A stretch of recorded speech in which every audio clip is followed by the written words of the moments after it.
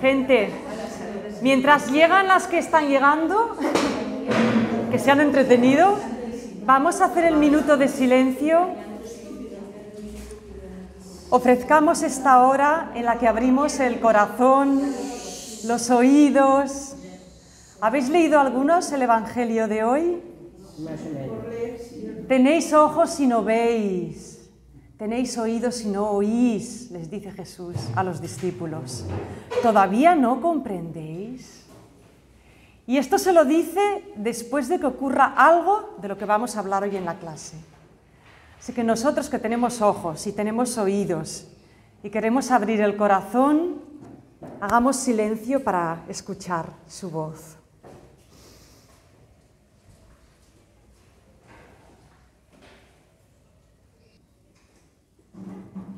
Jesús, gracias porque nos das tu pan, que es tu vida.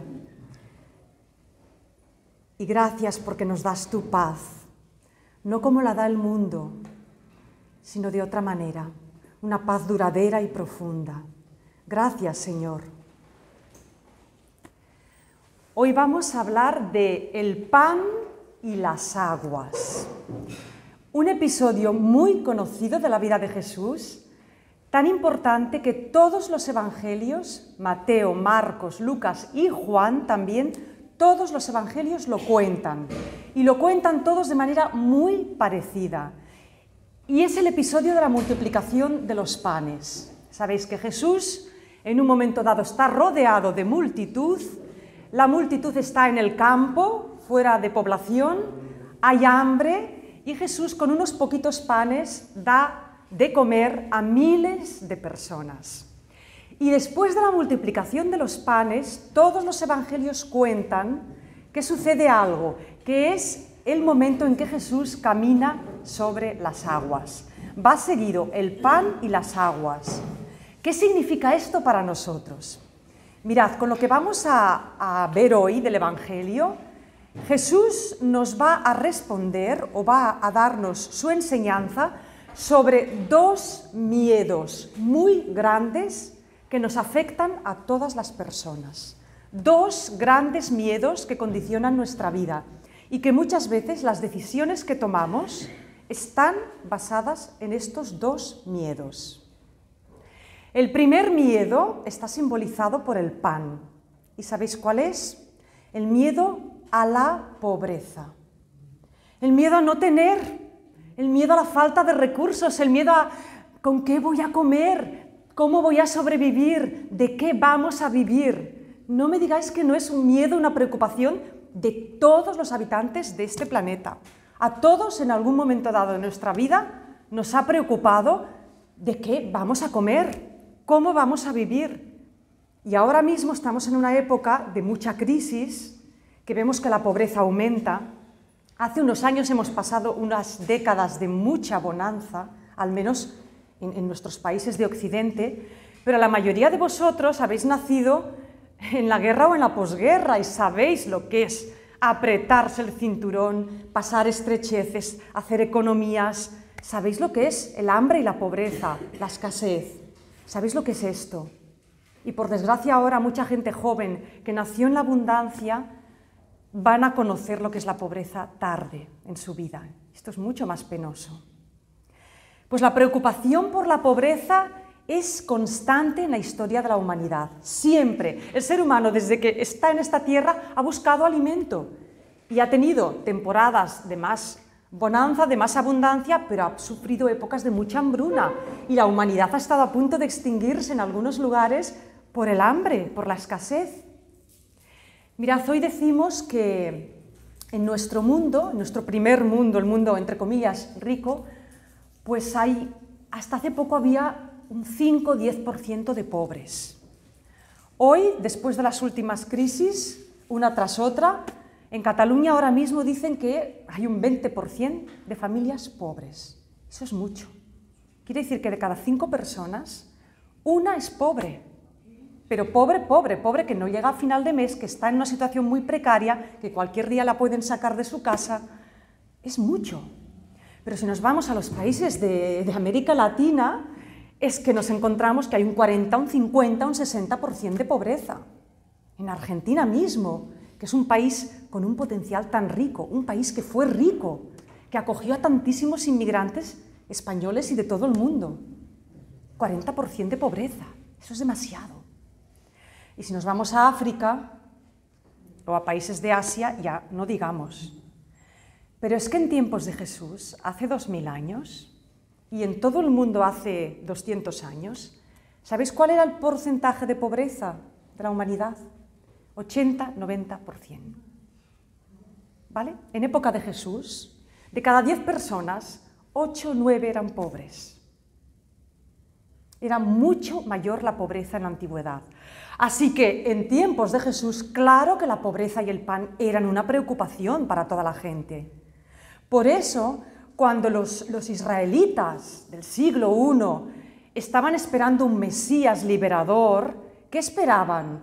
Un gobernante que echara a los romanos, que echara a los reyes que los asfixiaban a impuestos, que implantara el orden y la justicia, pero que con ese gobernante, con ese rey, hubiera justicia, hubiera prosperidad, hubiera pan para todos. Ese también era el ideal de los romanos, no creáis. Pan y circo, que todo el mundo tuviera pan, que todo el mundo tuviera de comer, que los pobres fueran protegidos. Ese era el ideal para los judíos y para toda la gente, aspirar a un gobernante que implante de una vez la ley y el orden y que nos permita a todos comer y tener lo que es necesario para vivir. Esas eran las grandes esperanzas. No tenían esperanzas muy espirituales porque es que estaban en una situación de supervivencia. Bueno, el gran miedo del hambre, de la pobreza, de la escasez, el pan. Y vamos a ver que Jesús va a responder a este miedo de las gentes. ¿Y cómo va a responder? Multiplicando los panes. Pero ya veremos en qué contexto lo hace. Jesús ha estado predicando, la gente ha escuchado sus enseñanzas, la gente ha visto sus milagros, están entusiasmados con Jesús. Y nos cuenta el Evangelio, los evangelios que habréis leído, pues que había una multitud de gente tan grande que eran, 5.000 hombres, sin contar mujeres y niños. Una masa ingente. Y están fuera, en el campo, en descampado, en el monte, fuera de ciudades, lejos de los pueblos. Y claro, llega un momento que Jesús para de enseñar, calla y ve toda esa multitud que lo rodea. Y esa multitud tiene hambre. Y les dice a sus discípulos, me dan lástima, no tienen que comer, ¿qué podemos hacer? Démosles algo. Y los discípulos racionales enseguida piensan, pero si no tenemos dinero para dar de comer a tantos, no tenemos suficientes, que no podemos hacer nada. Y Jesús les dice, bueno, ¿qué tenéis? ¿Qué tenéis? Ah, mira, aquí hay un chico que tiene 5 panes y otro que tiene 2 peces. Jesús dice, traedlos acá. Bendice los panes, bendice los peces y los da a los discípulos. Venga, repartid a la gente. Decid a todo el mundo que se siente en la hierba y repartid. Y reparten, y reparten, y reparten, y no se acaba. ¿Y sabéis qué es lo maravilloso? Que todo el mundo come y hay sobras. Y de las sobras se recogen 12 canastos. 12. El número 12. En la Biblia el 12 es plenitud, es totalidad. El 12 significa las 12 tribus de Israel. El pueblo entero. Jesús ha dado de comer a una multitud del pueblo y ha sobrado para todo el pueblo. Y Jesús dice, recoged las sobras, que no se pierda nada. ¿Qué ha hecho Jesús? Además de dar de comer, claro que ha hecho un milagro espectacular, pero les ha dado una lección a sus discípulos y a toda la gente. ¿Cómo se consigue que haya pan para todos? ¿Jesús ha hecho salir el pan de la nada? No. Primero ha pedido, ¿qué tenéis? 5 panes. ¿Qué son 5 panes para 5.000? ¿Nada? Bendecid esos panes y veréis. Jesús les ha dicho que en el momento en que alguien ofrece lo poco que tiene, hay para todos y sobra. Una lección de generosidad, de compartir. ¿Qué esperaba la gente en la antigüedad cuando había hambre y descontento social? ¿Cuál es la primera reacción del pueblo cuando hay hambre y los gobernantes no responden? ¿Qué hace el pueblo cuando no tiene pan? Y eso la historia nos lo enseña una y otra vez. La revolución armada contra los poderosos, al ataque, al asalto de la Bastilla. Vamos a armar la revolución, descabezamos a los poderosos, nombramos a unos gobernantes que nos parezcan justos y aquí se acabó el hambre. Esa es la solución violenta, la solución de las armas, la solución revolucionaria. Ese es el remedio de tantas revoluciones del mundo que dicen defendemos a los pobres, cogemos las armas, acabamos con los ricos y se acabó el hambre. ¿Y sabéis qué nos dice la historia? Que todas estas revoluciones se cobran muchas víctimas y que después de la revolución no se acaba el hambre. No se acaba el hambre. ¿Qué ocurrió en Rusia después de la revolución rusa? Unas hambrunas y una pobreza espantosas. ¿Qué ocurrió en China después de la revolución de Mao y sus compatriotas y sus camaradas? Bueno, en China murieron, no se sabe la cifra exacta, pero millones de personas de hambre. Ese fue el gran remedio de la revolución. Esa no es la solución. Las armas nunca, la violencia nunca. Cuando veáis un puño levantado, echaros a temblar. Esa no es la solución. Y Jesús lo explica con un gesto. ¿Qué hay que hacer cuando hay hambre? ¿Qué hacer ante la pobreza, ante la escasez? La solución no es la revolución armada, la solución no es el cambio de régimen, la solución no es cortar cabezas de los poderosos, porque eso lo único que hace es pasar el relevo. Antes mandaban unos, ahora mandarán otros, pero siempre habrá unos mandando y otros pasando hambre. Jesús dice, la solución al hambre y a la pobreza está en la generosidad, en compartir. En este mundo, siempre os lo he dicho, hay suficiente para todos. Hay comida para 10.000 millones de personas. ¿Se desperdicia la tercera parte? ¿Se reparte mal la otra parte? ¿Hay codicia y desigualdad? Pues por supuesto que hay gente que pasa hambre y hay gente que se muere de exceso de comida. Muy mal repartido. ¿Por qué? Porque falta valores humanos, falta generosidad, falta justicia, falta sensatez. Jesús dice, el hambre y la pobreza se resuelven con generosidad, no con revoluciones violentas, con compartir. Ese chico que ofreció los 5 panes, ¿qué esperaba ese muchacho? ¿Esperaba que iba a dar de comer a 5.000? No. Pero dijo, bueno, yo lo que tengo lo doy. ¡Qué acto de generosidad tan grande! Lo dio todo. No pensó en, ay, me voy a quedar sin. No pensó en eso, no pensó en él. Pensó, bueno, aquí hay que compartir. Pues comparto. Y Jesús hace el resto. Y esto pasa. Cuando se reparte y se comparte, hay para todos y sobra. Y os voy a dar un ejemplo del mundo real. Aquí en nuestra parroquia y en otras parroquias donde he estado, pues a veces el padre celebra un encuentro comunitario con una comida comunitaria. Bueno, cada vez que el padre dice, para la comida no vamos a comprar comida, no vamos a encargar un catering, no, que cada uno traiga lo que quiera y lo que pueda. Bueno, pues cada vez que pasa esto, y se forma un buffet con lo que la gente trae voluntariamente, ¿sabéis qué ocurre? Que hay comida en abundancia y para hartarse, y siempre, siempre sobra. Yo esto lo he visto una y otra vez. Esto que pasa en pequeño, en una comunidad, pasa y puede pasar en todas partes. Donde hay generosidad, donde hay deseo de compartir, sale de donde sea, pero sale suficiente para todos. Lo importante es el cambio de actitud, compartir y generosidad, que es lo contrario de 2 actitudes que a veces tenemos todos, que es que ante la escasez, ante el miedo a la pobreza, ¿qué solemos hacer las personas? La Virgen del Puño. Ante la escasez, una actitud es apañar, atropar para casa. Voy a coger todo lo que pueda, voy a acumular, voy a retener, voy a conseguir más. Una actitud puede ser la avaricia, la codicia.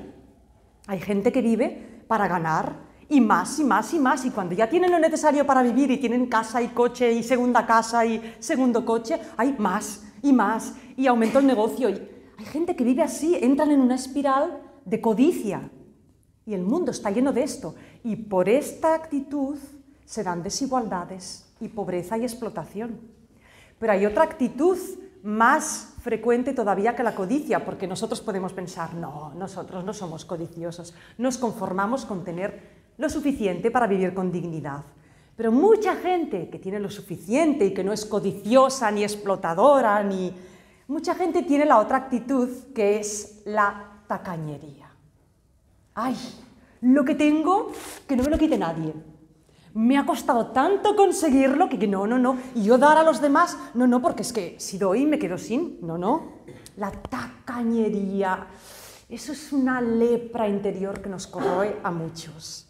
Ay, es que tengo miedo a quedarme sin suficiente. Es que si doy, ¿y para qué voy a dar? ¿Y qué van a hacer con lo que doy? Y ya está. Hemos entrado, hemos bevuto oli, como se dice en catalán. Hemos bebido aceite, hemos bebido el veneno. Codicia y tacañería. La multiplicación de los panes nos está diciendo, fuera codicia, fuera tacañería. Eso no son actitudes del reino de Dios. A dar y a compartir. Y una reflexión más. Nosotros podemos pensar, bueno, yo quiero trabajar para solucionar el hambre en el mundo. Quiero ayudar a la gente pobre. Quiero colaborar de alguna manera, pero ¿qué puedo hacer yo?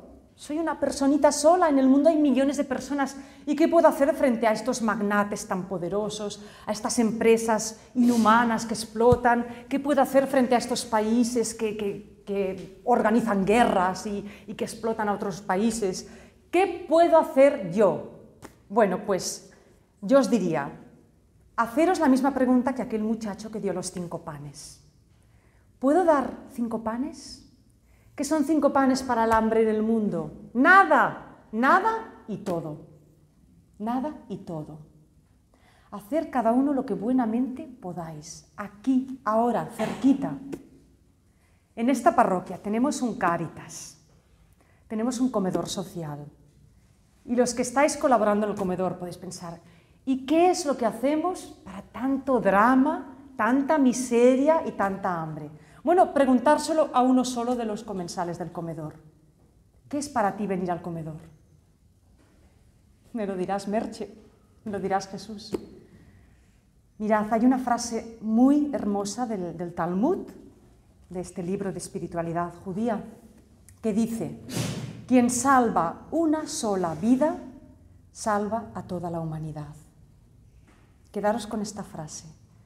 Quien salva una vida, salva a la humanidad. Quien ayuda a una persona, ayuda a toda la humanidad. Quien da un pan a un pobre, está dando pan a toda la humanidad.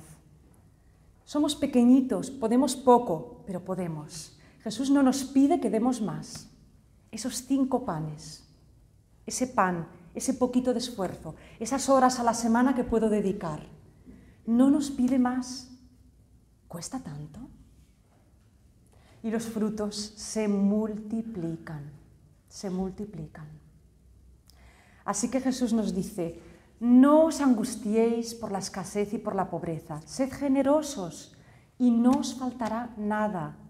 Pensad que hay pobres, gente que vive en la calle, que también son generosos, también dan. Aquí a las puertas de nuestra parroquia hay un señor que pide cada domingo. Este señor de tanto en tanto entra a misa. Y yo lo veo cuando paso la panera. Y este señor da siempre en la panera. Y no penséis que da moneditas de céntimo. Da más que otras personas que tienen bastante más que él. Es generoso. Por Navidad dio 2 euros. A lo mejor era todo lo que había recogido o la mitad de lo que había recogido aquella tarde. Para ese señor 2 euros son necesarios. Los dio. El óvulo de la viuda. El ser generoso no tiene que ver con tener o con no tener. Es el corazón, es la actitud. Pues esto es lo que nos enseña Jesús con la multiplicación de los panes. Pero es que además, en el Evangelio de Juan, que este año no comentamos, la multiplicación de los panes tiene unos matices un poco diferentes que en Marcos, en Mateo o en Lucas. Marcos, Mateo y Lucas nos dan como una visión muy social del tema. Jesús ve a una multitud hambrienta y les da de comer. Bien, en el Evangelio de Juan hay un matiz un poquito político de la multiplicación de los panes. Si vais al Juan 6, el capítulo 6, es la primera parte, del 1 al 21, relata la multiplicación de los panes, pero nos dice varias cosas. Lo primero que nos dice es que la multitud que seguía a Jesús eran varones. ¿Qué hacen 5.000 hombres siguiendo a Jesús? No se habla de mujeres y niños. ¿Qué son 5.000 hombres? 5.000 hombres es una legión, es un ejército. Un ejército preparado para la revolución social, para el levantamiento de los pobres. Y aquí tenemos a Jesús, nuestro profeta, que además acaba de multiplicar los panes. Este es nuestro líder. Los discípulos de Jesús están preparados para armar la revolución. Y tanto es así que el Evangelio de Juan, Juan 6, 15, dice lo siguiente: Jesús, sabiendo pues que vendrían a apoderarse de él para hacerlo rey, se alejó de nuevo a la montaña solo. Estos hombres que acaban de comer el pan están dispuestos a hacerlo rey. ¿Sabéis lo que es hacer rey a Jesús? Hacerlo un líder político, un líder armado, un líder militar. Ellos son el ejército, Jesús es el rey. Y a la revolución. ¿Y Jesús qué hace? Se va, se escapa, se va a la montaña solo. Les está diciendo, no, esta no es la revolución que yo quiero.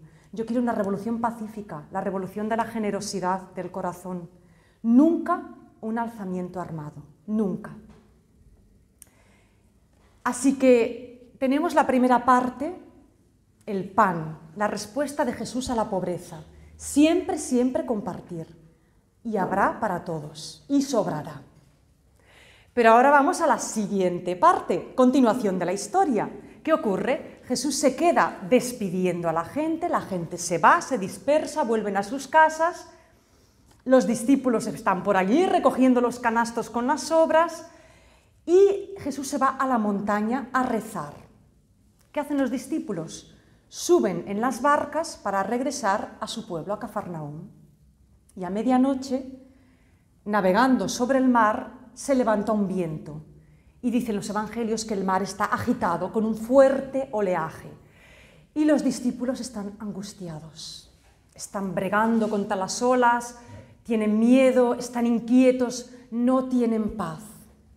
¿Qué significa este oleaje? Mirad, el oleaje en la Biblia nunca es solo un mar agitado, tiene un significado.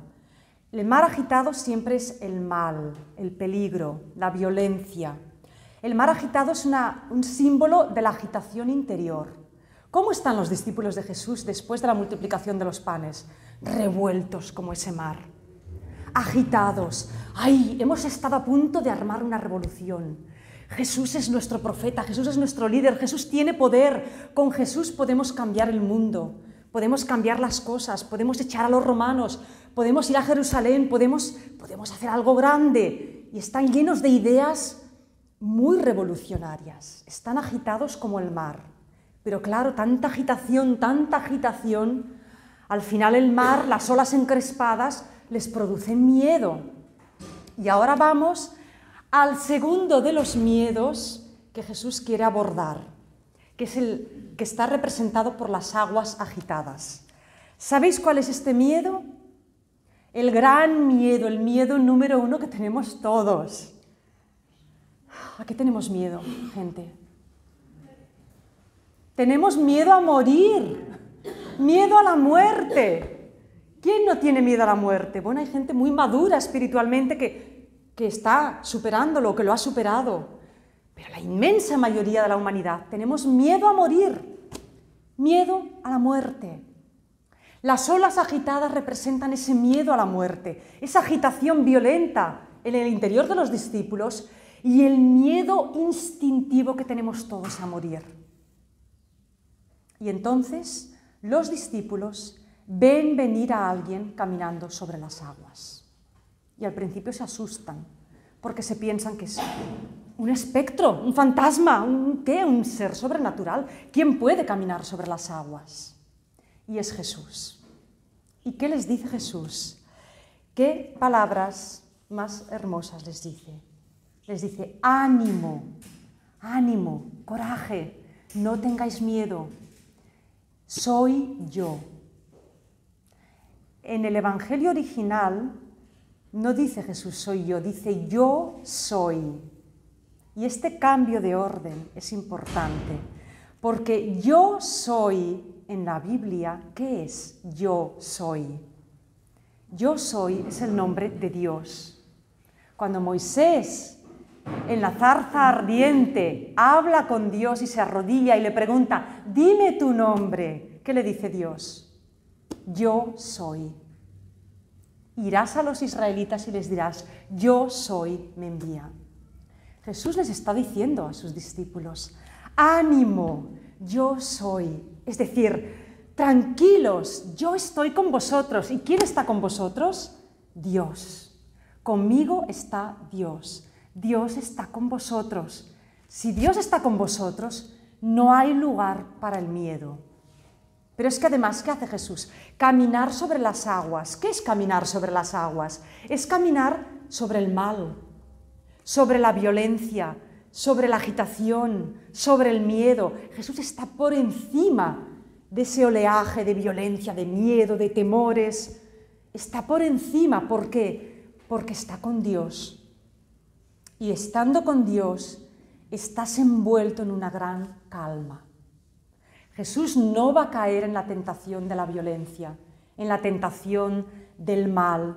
Lo vimos en el desierto, cuando el diablo le dijo a Jesús, oh, yo te haré rey si me adoras. Jesús renuncia al poder, renuncia a toda forma de poder.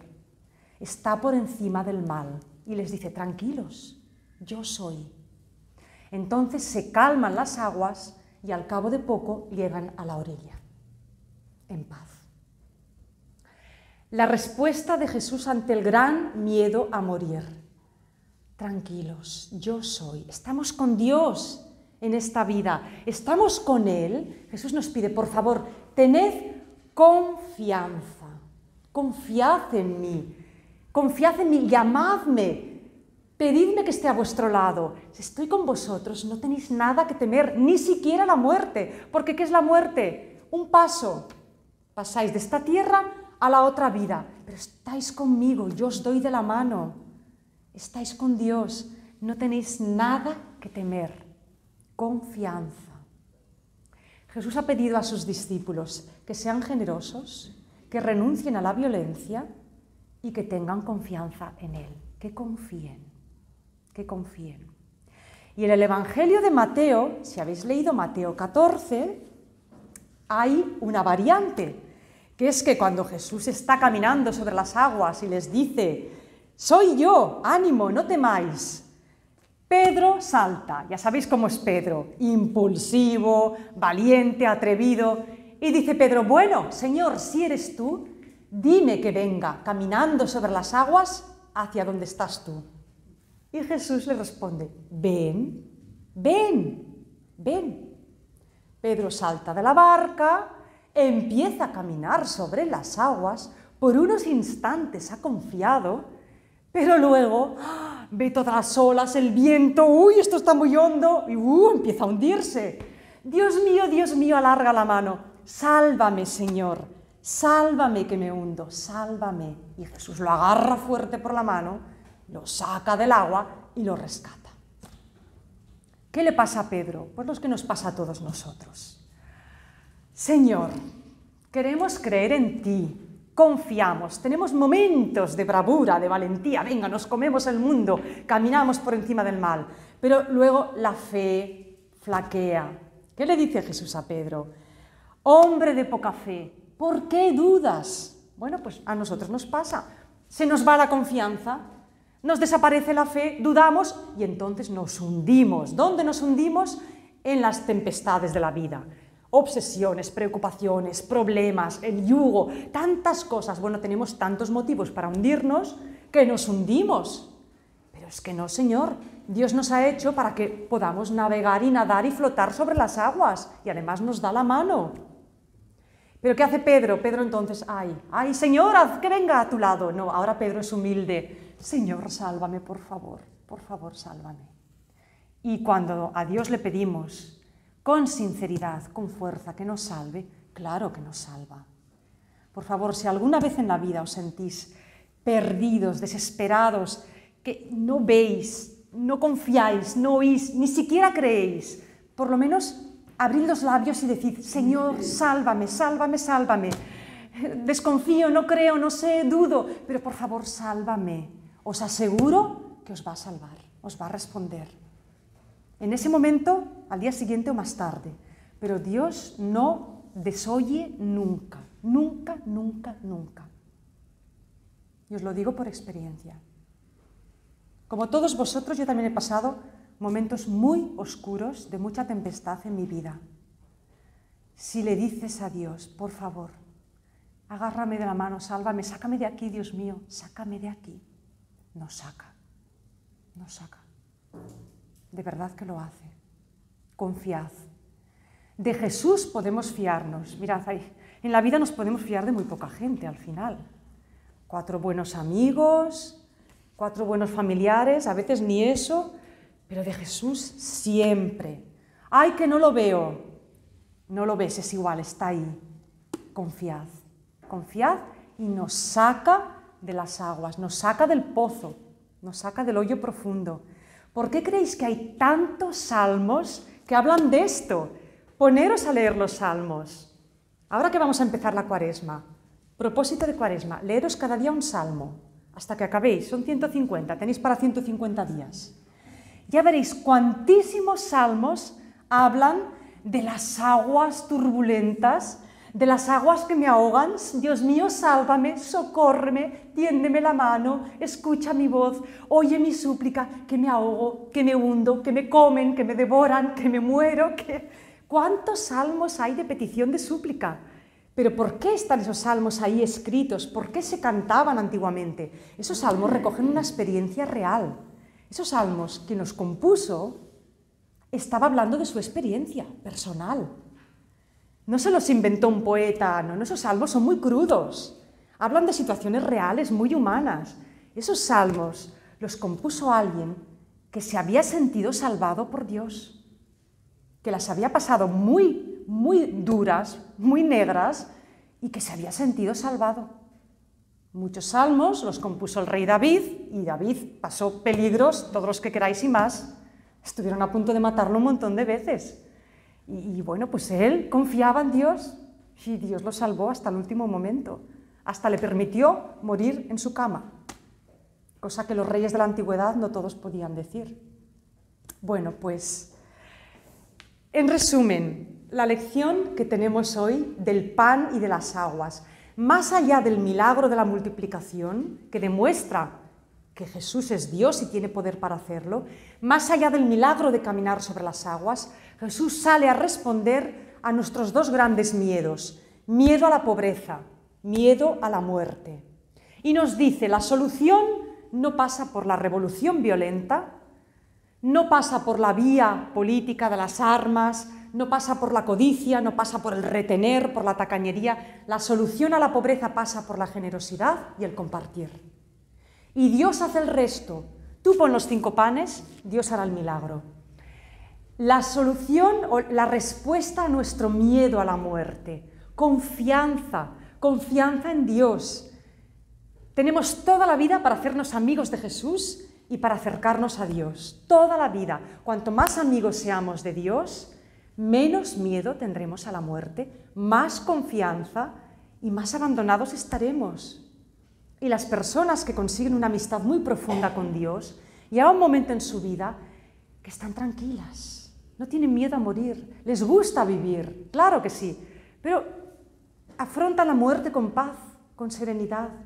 Y esas personas cuando mueren, Dios mío, qué muerte más bella.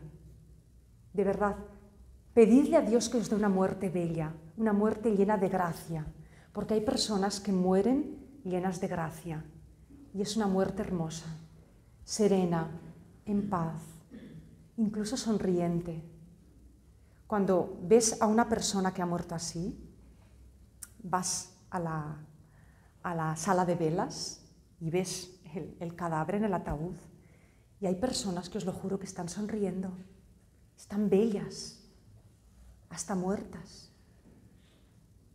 Santa Teresita, cuyo cuerpo se conserva incorrupto, murió muy enferma, sufriendo mucho. Bueno, si veis cómo quedó su rostro, es de una belleza sobrenatural. Sonriendo, hermosa, serena. Cuando una persona pasa de esta vida a la otra con esa serenidad, con esa paz, es una fiesta. ¿Y cuánto enseña a los que quedan atrás? Ahora, para llegar a este punto, confianza. Y la confianza se trabaja cada día. ¿Cómo llegamos a confiar en nuestro mejor amigo, en nuestra mejor amiga? Oye, pues tratándonos cada día, conversando, paseando, confiando. La confianza se trabaja con amistad, con relación, con trato. Ahora vamos a empezar la Cuaresma. Mañana, miércoles de ceniza. Y en la Cuaresma la Iglesia recomienda 3 prácticas que siempre son buenas, pero especialmente en Cuaresma las recomienda más, que son la oración, el ayuno y la limosna. Bueno, pues la oración es, oye, propongámonos en esta Cuaresma ser un poco más amigos de Dios, dedicar unos minutos a hacer silencio, a rezar, a estar con Él. No hace falta que recemos 50 rosarios o que estar en silencio delante de Dios, ponernos en su presencia. Y si en casa nos cuesta, aquí tenemos una preciosa capilla. Una capilla que la gran parte del día está solitaria, hay un silencio, se está muy bien allí. Estamos ahí delante de Dios. Dedicad unos minutos, un poquito más, a cultivar esta amistad. Y vais a ver cómo al final diréis, pero si es una delicia esto, no es una penitencia, no es una obligación cuaresmal, si es que es un gozo. Pasar un rato con Dios, ¿no? Con ese amigo que nos espera siempre, que nos quiere. La otra práctica cuaresmal, el ayuno y la limosna, pues bueno, el ayuno y la limosna pues se pueden traducir en un poco más de generosidad. Oye, voy a gastar un poco menos en mí mismo, esa puede ser una forma de ayuno, me voy a estar un poco de según qué gastos, pero voy a dar un poco más, voy a ayudar más a la Iglesia, voy a ser más generoso. ¿Por qué no? Es un buen momento. Y si ya lo hacemos en Cuaresma, ¿por qué no continuar? ¿No? Pues son llamadas que nos hace Jesús. Y mirad, después de ser más generosos, nos vamos a sentir muy bien, muy contentos. La generosidad da alegría, da mucha alegría. La tacañería nos encoge el corazón, nos seca, pero la generosidad nos esponja el corazón, nos abre, da mucha, mucha alegría. Eso hasta lo han estudiado los psiquiatras. Han estudiado las partes del cerebro que se activan cuando una persona da, ayuda. Dicen, pues que son las partes de la alegría, del gozo, del entusiasmo, del placer, las que se activan cuando una persona ayuda, se está haciendo un favor a sí misma también. Es verdad, es así. Bueno, esta es la llamada de Jesús, generosidad y confianza.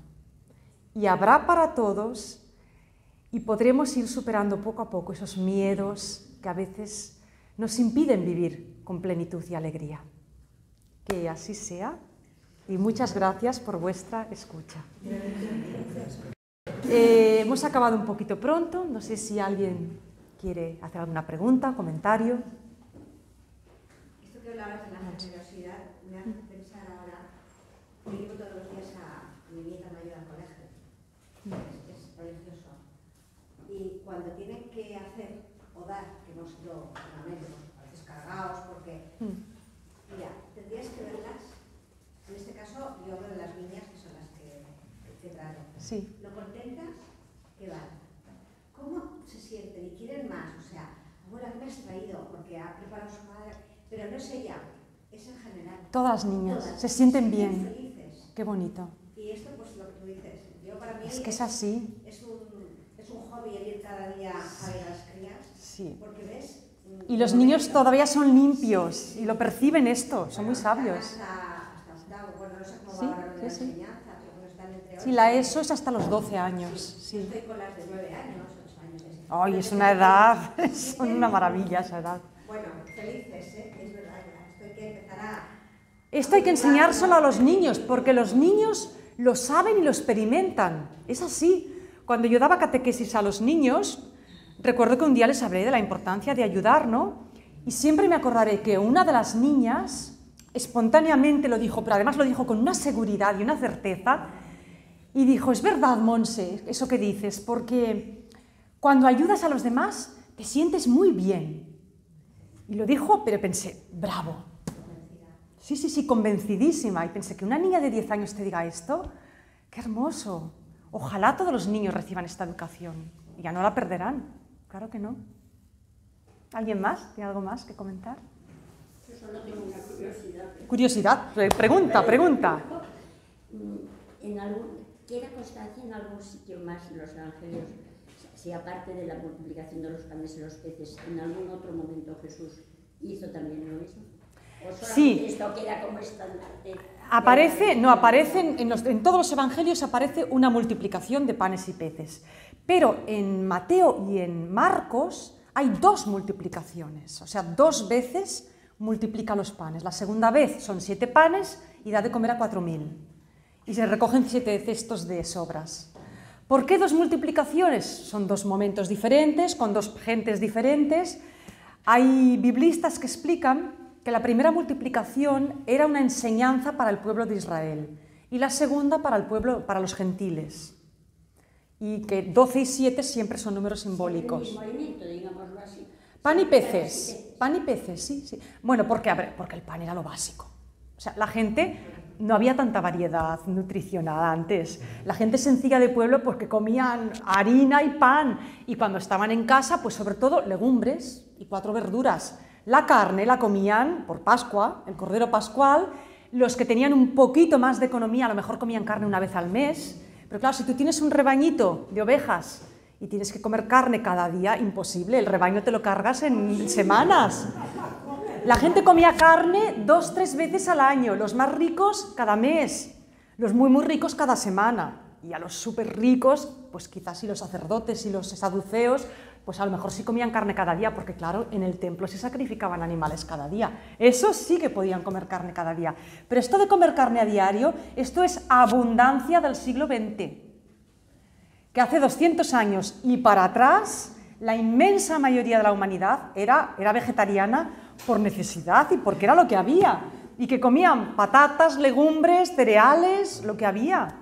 Y muchas verduras. Los típicos cocidos de nuestras abuelas. ¿Qué es una olla barrejada en Cataluña? Garbanzos, patatas y col. Con un poquito de chorizo, un poquito de cansalada, ¿no? ¿Qué son las fabadas? Los cocidos típicos de todas las regiones de nuestro país. Son casi todo vegetales, con algún hueso, algún trozo de carne, pero sí un trozo de carne para toda la familia. No un solomillo para cada plato. No, eso no. Eso no se lo podía permitir la gente antes. Entonces el pan era el alimento básico. ¿Y el pescado por qué? Porque los pueblos que estaban alrededor del lago de Galilea tenían pescado. Los pescaditos que comían era la comida básica. Pan y pescado. Más de una vez ese milagro. 2 veces y ya está, pero no más. Jesús tampoco quería abusar de dar a conocer su poder, porque se daba cuenta de que la gente, ¿cómo interpretaban el poder de Jesús? Pues como un poder para utilizarlo políticamente. Lo que dice Juan, lo querían hacer rey. O sea, los discípulos de Jesús, hasta la muerte de Jesús, estaban pensando en tomar las armas. Cuando a Jesús en Getsemaní van los soldados a prenderlo, ¿qué hace Pedro? Saca su espada y le dice, «Hey, maestro, que aquí hay 2 espadas, 2 por lo menos de los 12.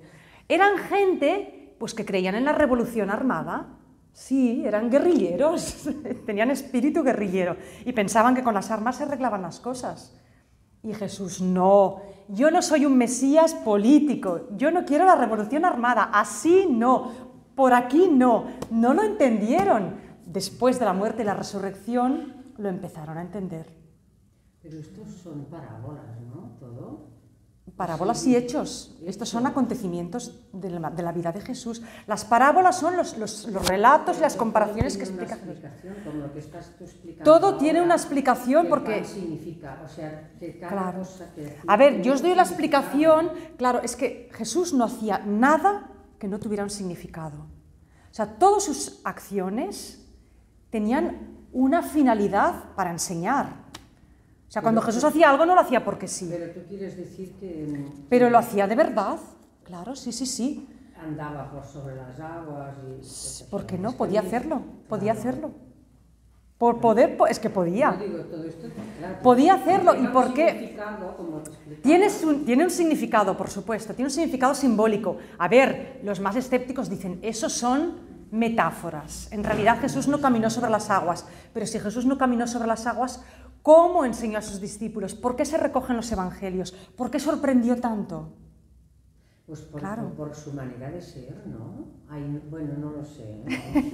A ver, hay cosas... Mira, hay cosas que es muy difícil de saber, pero hay cosas que... Mirad, cuando os hablé en la primera clase de este curso, de todos los libros y las fuentes históricas que hablan de Jesús, que no son los evangelios, los historiadores no cristianos y los que hablan de Jesús dicen que Jesús hacía milagros.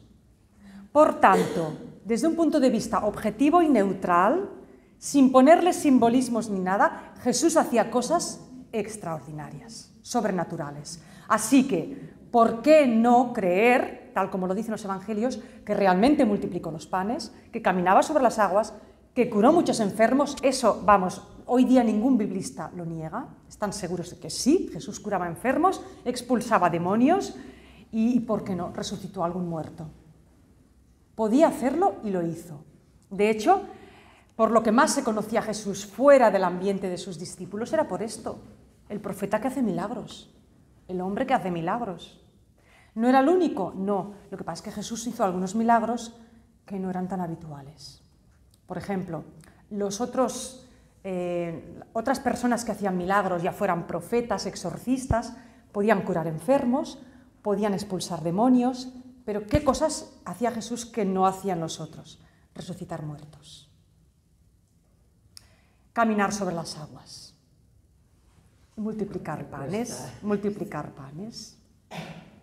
Claro, yo pienso, lo de los demonios, muchas veces tenemos muchas preocupaciones, muchas cosas, o por ejemplo... Se puede hacer una lectura psicológica y emocional. Sí. Lo que pasa es que, a ver, Tengo tendencia a hacer este tipo de... esa es una lectura racional.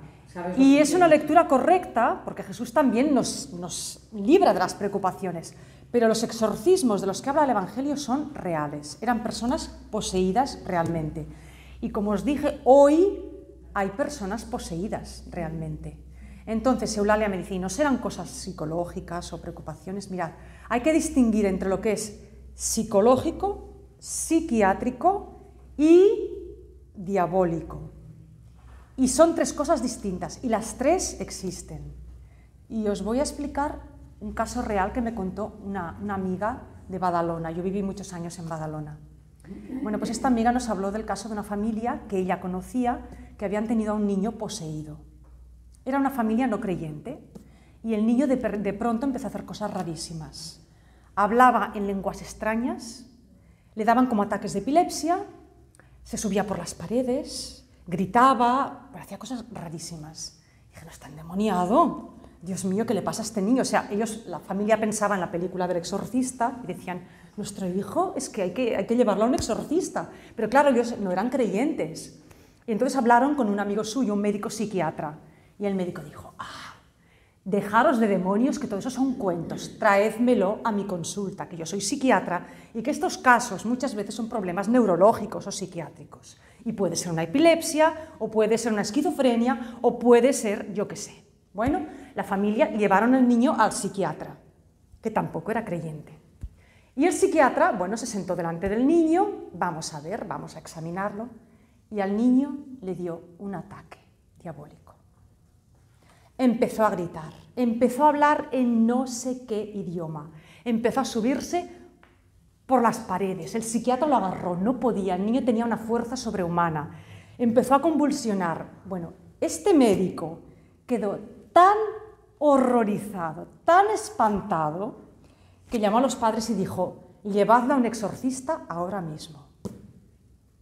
Tuvo que reconocerlo. Era un psiquiatra racional, agnóstico o ateo. No creía en los demonios, no creía en nada, pero se encontró un caso. Se encontró un caso. ¿Y qué les dijo a los padres? Id a ver a un sacerdote y buscad un exorcista. Dice: yo no puedo hacer nada. Esto es una posesión auténtica. Tuvo que reconocerlo ante la evidencia. Bueno, pues si los padres lo llevaron a un exorcista, y el exorcista, con penas y trabajos, logró, pero le costó, le costó. ¿Y O sea, hay ahora exorcistas? Sí, hay exorcistas, hay unos sacerdotes que están especialmente preparados para esto. Cada diócesis tiene un exorcista. Y aquí en nuestra parroquia hace años venía un sacerdote con un grupo de gente que hacían oración y hacían unas misas de sanación. No sé si alguien se acuerda del padre Miarnau. Bueno, era el padre Miarnau, ¿os acordáis vosotros? Un hombre muy, muy bueno. Bueno, pues este hombre se sentía con el carisma de ayudar a las personas esclavizadas por el demonio, que él llamaba, ¿no? Y este hombre, cada vez que venía aquí, pues le traían gente y atendía a gente que estaba poseída. Y el padre Joaquín una vez lo ayudó con una mujer que estaba... Y me acuerdo que me lo comentó el padre, me dijo: es que esa mujer se quedó como muerta y tuve que ayudar al padre Miarnau a levantarla porque pesaba, dice, te prometo que pesaba, no pesaba 50, 60, 70, pesaba pero como cientos de kilos. La cosa terrible. Bueno, pues este sacerdote era exorcista, ya murió, que en paz descanse. Y una vez le preguntamos, ¿no? Padre Miarnau, explíquenos un poquito, esto de los exorcismos y de los endemoniados, ¿no será una cosa muy psiquiátrica y muy... ¿no?